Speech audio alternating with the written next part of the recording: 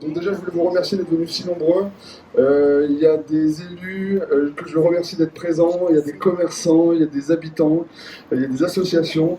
Je ne vais pas commencer à citer tout le monde parce que sinon je ne vais pas m'en sortir et je vais en oublier, c'est certain. Je dois juste excuser Monsieur Chaumonté, qui n'est pas là et qui nous dit de l'excuser, Monsieur Pienec, Monsieur Chausson.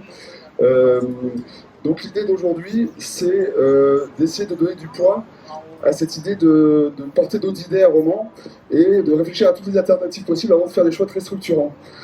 Construire un parking souterrain à Romans, ça nous engage pour 30 ans, notamment financièrement, parce que ce projet de souterrain est tellement onéreux qu'on n'a pas les moyens de le porter nous-mêmes.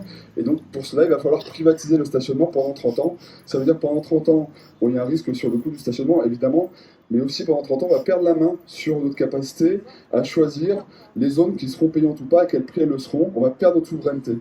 Et alors, la souveraineté, c'est un mot qu'on prononce beaucoup en ce moment, c'est à la mode, mais c'est quand même super stratégique. On voit, le stationnement est sujet de beaucoup de débats, etc. On voit qu'il y a beaucoup de villes qui font un retour en arrière sur ces histoires de parking payant, de concessions, et nous, on a peur qu'il se passe à Rouen avec le stationnement, ce qui s'est passé avec la France et l'autoroute, où du coup, on a cédé les jeux de famille et après, on s'en mord les doigts. Donc, comme on est parti pour faire un choix engageant pour 30 ans, l'idée, c'est vraiment de créer les conditions d'un débat public le plus sain, le plus ouvert, le plus honnête possible. La municipalité est en train d'étudier l'idée de faire un parking souterrain place Jean Jaurès. On a entendu dire que ce n'était pas les seuls choix qu'ils étudiaient. Peut-être même étudient-ils déjà eux aussi le stationnement sur le terrain de sport de Triboulet. Si c'est le cas, on les encourage. Parce qu'en fait, c'est une idée qui est profonde à Romans, qui date pas du tout de nous, qui date d'il y a 10, 20, 30, 40 ans. Je ne sais pas s'il y a des personnes qui souhaiteront témoigner de l'histoire de cette idée-là, mais nous, on n'arrive pas à la dater. On sait qu'au début des années 2000, il y avait des gens à la mairie, peut-être M. Berthollet, vous pourrez en dire un mot, qui travaillaient dessus. Avant même encore, dans les années 80 ou 90, c'était des sujets, paraît-il. Et donc tout ça pour dire qu'en fait, ce n'est pas un sujet politique, ce n'est pas un sujet partisan.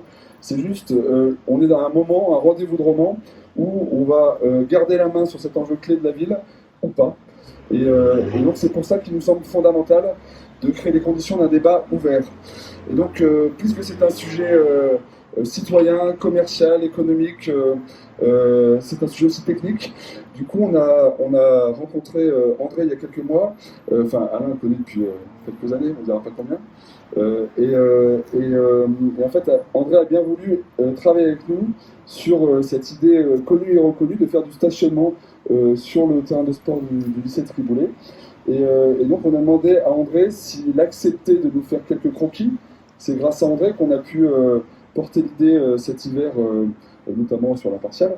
Et du coup, pour enfoncer le clou, puisque là, du coup, la décision approche de la concession ou pas, du coup, André a bien voulu qu'on organise ce petit rassemblement, simplement pour qu'il nous explique un peu sa vision, comment il a envisagé les choses, et ensuite répondre à vos idées, vos questions, pour enrichir le projet et donner du muscle, des forces à cette idée qui pourrait, on l'espère, voir le jour après 40 ans peut-être de maturation dans la tête des Romanais.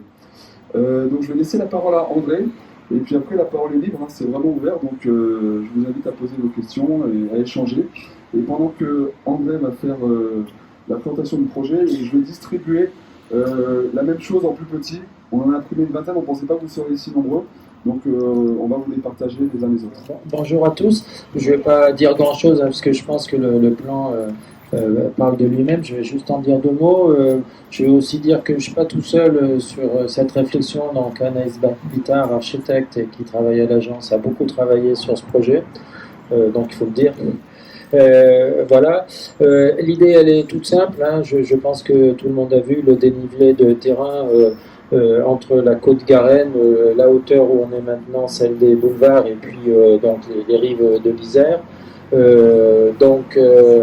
Cette position, avant même de faire quoi que ce soit,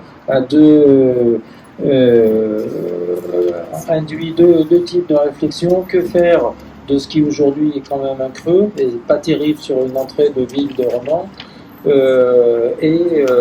qu'est-ce que faire du dessus? C'est-à-dire, pour faire simple, comme on peut voir ici, une sorte de parvis au musée de la chaussure. Donc si vous cumulez ces deux réflexions, on peut considérer que les terrains de sport tels que vous les voyez ici refaits du lycée collège Triboulet pourraient être remontés au niveau, à la hauteur de la côte Garenne, moyennant quoi ça fait cette forme de parvis qui, en modifiant le mur actuel, sert de perspective sur le musée. Le dessous, on n'a strictement rien à faire puisque le trou est déjà fait, donc par rapport à un parking souterrain n'importe où ailleurs, eh bien on économise déjà le terrassement, ce qui n'est absolument pas neutre sur ce type d'ouvrage. Et bien évidemment, le dessus, puisqu'il s'agit de refaire la zone sportive que de toute façon il faut refaire, eh bien, elle est refaite à neuf sur le dessus. Donc bien évidemment c'est une image et une boutade, mais c'est une configuration, j'allais dire gratuite, puisque le trou est déjà fait et que le dessus, de toute façon, dans cette configuration, il faut le payer. C'est pas tout à fait vrai, hein, mais c'est pour me faire comprendre par rapport à toute autre position où il faut faire le trou, ne faire qu'un parking et refaire sur le dessus. Là, il y a une synergie entre le dénivelé de terrain qui existe déjà et les terrains de sport que l'on fait dessus, et accessoirement au final, eh bien, on se retrouve avec une